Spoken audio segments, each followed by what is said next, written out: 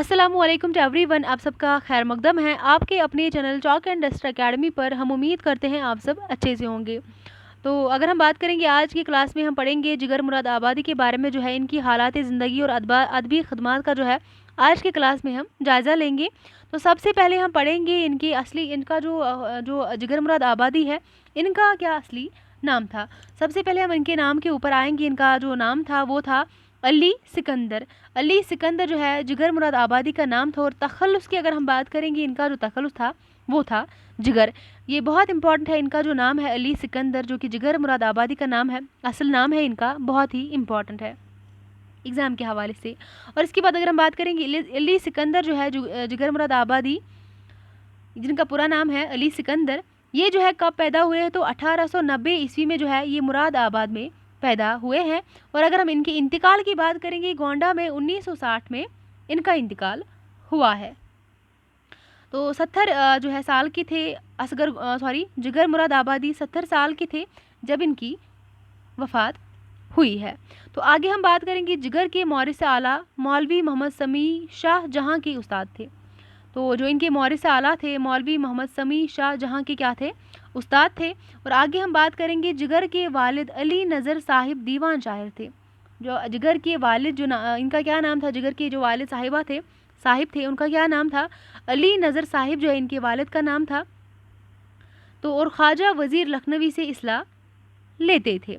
जिगर के वालिद अली नज़र साहिब दीवान शायर थे और ख्वाजा वज़ीर लखनवी से क्या लेते थे, इस्लाह सखन लेते थे। जिगर ने 14 बरस की उम्र में जो है शायरी शुरू की थी और जिगर तखल्लुस इख्तियार किया। तो अगर हम बात करेंगे जिगर ने जो है किस साल में जो है इन्होंने शायरी शुरू कर दी थी, तो इन्होंने जो है 14 बरस के थे तो इन्होंने शायरी शुरू कर दी थी। और जिगर से जो है इन्होंने क्या तखल्लुस इख्तियार कर लिया। जो जिगर था इनका तखल्लुस था, सबसे पहले इन्होंने जिगर तखल्लुस इख्तियार करा था शायरी जब शुरू इन्होंने की थी 14 साल की उम्र में। इसके बाद हम बात करेंगे जिगर के बारे में। जो है जिगर ने शुरू में वालिद से इस्लाह ली। शुरुआत में जो है जिगर ने अपने वालिद से इस्लाह ली, फिर दाग से और फिर मुंशी अमीरुल्लाह तस्लीम को उस्ताद बनाया। शुरुआत में अगर हम बात करेंगे, जिगर ने वालिद से अपने इस्लाह ली, वालिद के बाद दाग से इन्होंने इस्लाह ली और दाग के बाद इन्होंने मुंशी अमीरुल्लाह तस्लीम को क्या बनाया, उस्ताद बनाया। और इसके बाद अगर हम देखेंगे जिगर की शादी के बारे में, जिगर की शादी के मौज़ूआत वही है जो उनके उसातिज़ा यानी दाग तस्लीम के हैं। दाग व तस्लीम इनके क्या रहे हैं, उस्ताद रहे हैं।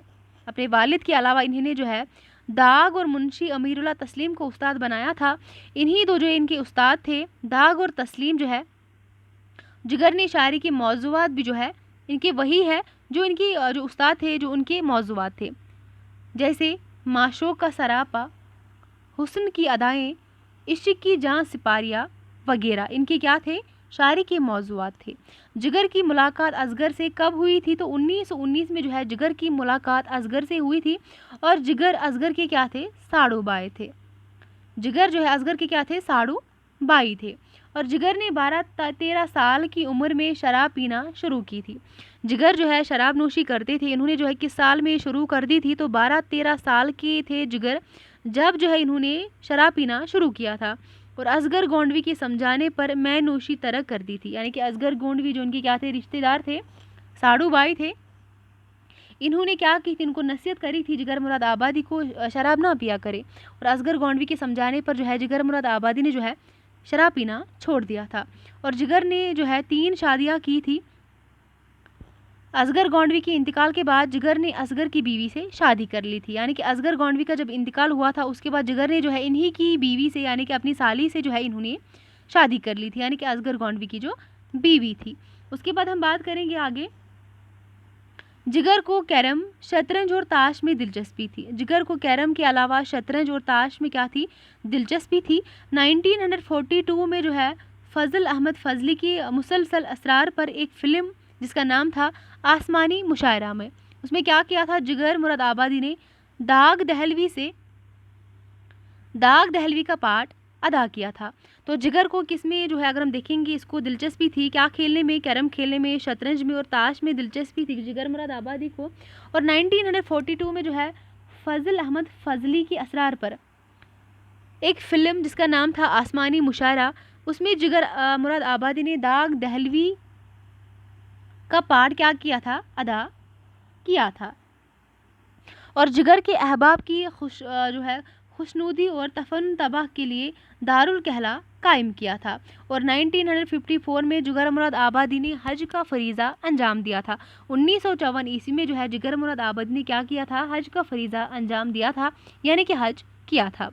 جگر کی زندگی میں ان کی موت کی خبر 2 مرتبہ اڑی تھی، پہلی مرتبہ 1935 میں اور دوسری مرتبہ 1958 میں، یعنی کہ جگر زندہ تھے تو ان کی زندگی میں موت کی خبر 2 بار پھیلی تھی، پہلی بار 1935 میں اور دوسری بار 1958 میں۔ 20ویں صدی میں اردو غزل کے 4 ستون جو کہ کون کون ہے، فانی ہے، عصرت ہے، اصغر ہے اور جگر ہے۔ 20ویں صدی میں جو اردو غزل کے 4 ستون ہیں، جو 4 پلرز ہیں، وہ کون کون ہے، فانی ہے، حسرت ہے، اصغر ہے اور جگر ہے۔ اس کے بعد ہم بات کریں گے آل احمد سرور سے جگر کی خاص دوستی تھی۔ جگر کی خاص دوستی کس کے ساتھ تھی، تو آل احمد سرور کے ساتھ تھی۔ اس کے بعد ہم بات کریں گے جگر مراد آبادی کے بارے میں، ان کو اعزازات و انعامات سے جو نوازا گیا تھا، کن کن اعزازات اور کن کن انعامات سے ان کو نوازا گیا تھا، ان بارے میں ہم تھوڑا سا دیکھ لیں گے۔ تو جو ان کا آخری مجموعہ تھا، پہلے ہم بات کریں گے جو جگر کا آخری مجموعہ تھا جس کا نام تھا آتش گل۔ آخری مجموعہ آتش گل کے انجمن ترقی اردو ہند 1958 کے ایڈیشن پر جگر صاحب کو ساہتیہ اکیڈمی پر 5000 کا انعام ملا تھا۔ کب؟ 1959 میں۔ ان کا آخری مجموعہ ہے آتش گل، اسی پر ان کو کیا ملا تھا، ساہتیہ اکیڈمی کا 5000 انعام ملا تھا 1959 عیسوی میں۔ اس کے بعد ہم بات کریں گے جگر اپنے زمانے تک کے پہلے اردو شاعر تھے جنہیں پدم بھوشن کا خطاب ملا تھا۔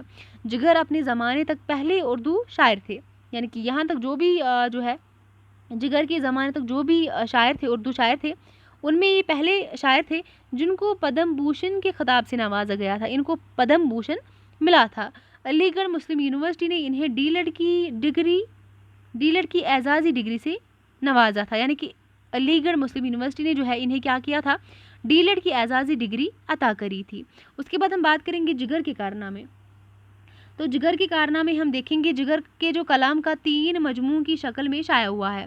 تو پہلا جو مجموعہ ہے جس کا نام ہے داغ جگر 1922 بزم ادب اعظم گڑھ، دوسرا ان کا مجموعہ شعلہ طور 1932 عیسوی، اور تیسرا جو ان کا مجموعہ ہے جو میں نے بولا ان کا آخری مجموعہ بھی ہے 1958 جس کا نام ہے آتش گل، انجمن ترقی اردو ہند۔ یہ ان کے 3 مجموعے کلام ہے، داغ جگر ہے، شعلہ طور ہے اور آخری آتش گل ہے۔